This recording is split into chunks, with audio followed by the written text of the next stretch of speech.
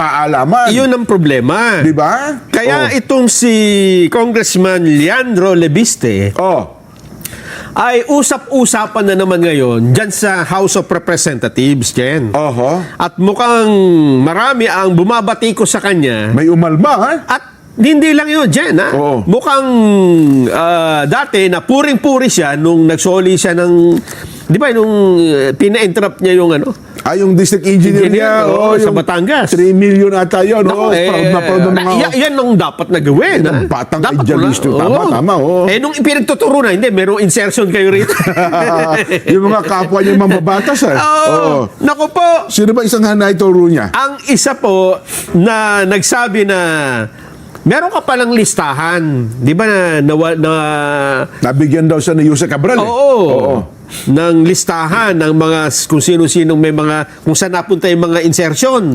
Ano-anong distrito, sinong mga congressman. Ang sabi po ni Bicol Saro Party List Representative Terry Ridon, may listahan ka naman pala, ba't hindi mo pa ilabas? Bakit naman ang nag-react si Bicol Saro, Terry Ridon? Malay ko. Siya ang siguro committee on accounts baka di ba? Meron ka naman pala listahan. Bakit hinihintay mo pa si Secretary Vince Dizon na magbigay na approval? Ilabas mo na yan. So yun ang challenge niya? Inamon siya. Ang sabi ni Congressman Lebiste, hinahamon mo ko, Talaga gusto mo maglabas na ako ng itong mga listahan. Insertion, sample muna tayo, sample. Ang isa ko sa may insertion, yan. ay ang Bicol Saro Party List. Naku po! Ni Representative Terry Ridon. Oo.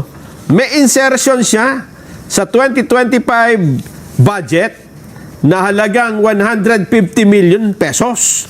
Para sa Bicol Gold Rock Corporation. Bicol Gold Rock sounds family. Sabi ganun nila. ba? Sounds family.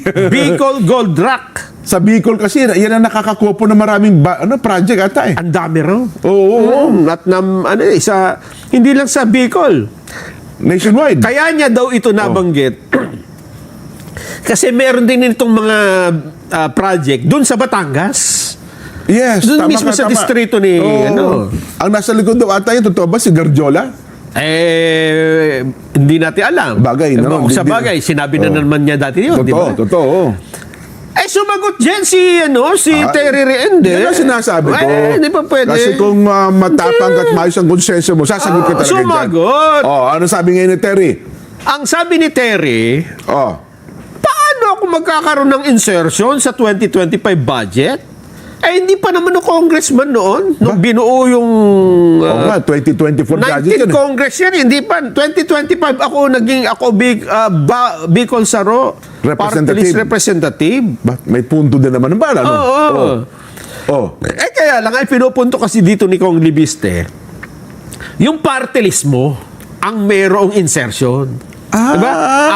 May insertion ng ang Bicol Saro party list ni Congressman sino bang hindi partikular na si Congressman Terry Ridon. Eto dyan, kapag ka bumoto ka ng party list, ang ibinoboto mo ba ay si Terry Ridon? Hindi. Yung party list group. Ang totoo yan, kahit nga ngayon pwede siyang palitan di ba?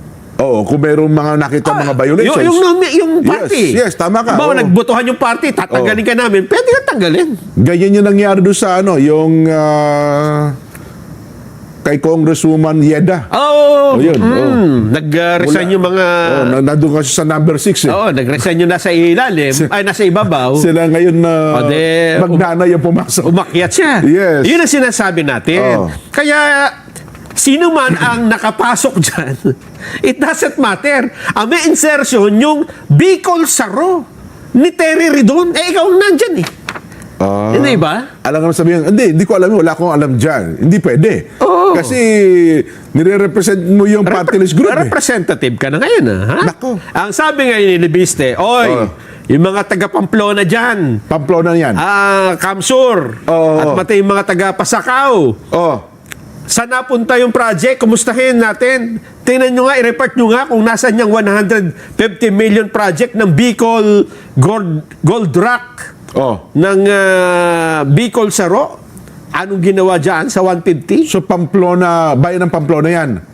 Oo. Pamplona at saka Pasakaw. Pasakaw. Kamsur. Yun, Camarines Sur. De, pero kung dati, taka lang, ang dating representante ng Bicol Saro, ngayon representante ng Parañaque. Si Brian Yamsuan. Nagganon ba? Yan ang representante ng Bicol Saro ngayon, dati. Ganon, oo. Nako, Brian! Oo.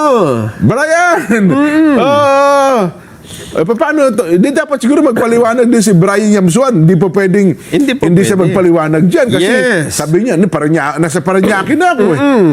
Di ba? Pero kung tutuusin dyan, yun nga 150 million para sa party list, ay maliit na pondo lang yun. Bagay, tama ka. Kasi actually halos lahat ng pangkaraniwang pondo nila yun. Oo, regular ito. Yes, regular fund po ng yan, party list. Kaya nga ako ay nagtataka na bakit kagad parang energy, di ba? Oho. Sa insertion. Kung ako si Terry Ridon, Oo. o sige, kung Lian Libiste, meron pala ako, mabuti nasabi mo yan. Aalamin ko ngayon kung saan pinaglaan. Oo, Inilaan pala dyan. Ano? dahil hindi naman ako ang Hindi ako representante niyan. doon. Oo. Bilang kinatawan ng Bicol Oo. Saro ngayon, Oo. tingnan natin. Yan, malinis ang Oo. konsensya ko. Ako mismo, Ganun pupuntahan ko yung Pamplona. Ayun. At saka pupuntahan ko yung Pasakaw na yan. Oo. I-check ko kung saan napunta yung 150. Ano yung status kayo ng proyekto na yan? Ganun dapat. Di ba? Hindi yung defensive. Hindi ganoon. Oh, at pag napatunayan kung yan ay hindi totoo, ay isusupalpal ko yan sa mukha mo. Ayun. Ganyan dapat, di ba? Ganun dapat. At kung napatunayan ko namang yan ay pinagkakitaan, Nako, hahabulin ko yung dating representante, pati kontraktor. ako mismo. Ako mismo. Oo. Diba? Ako kasi ang bagong representante. Ganun sana. Oo. Kilala ko yung si Conteri, matapang yan Ganun eh. dapat. Oo, dati yung nakakasama natin sa karsada, kino-cover natin yan eh. Ganun ba? Nagrarally din yan sila Kong Terry Redon. Oo.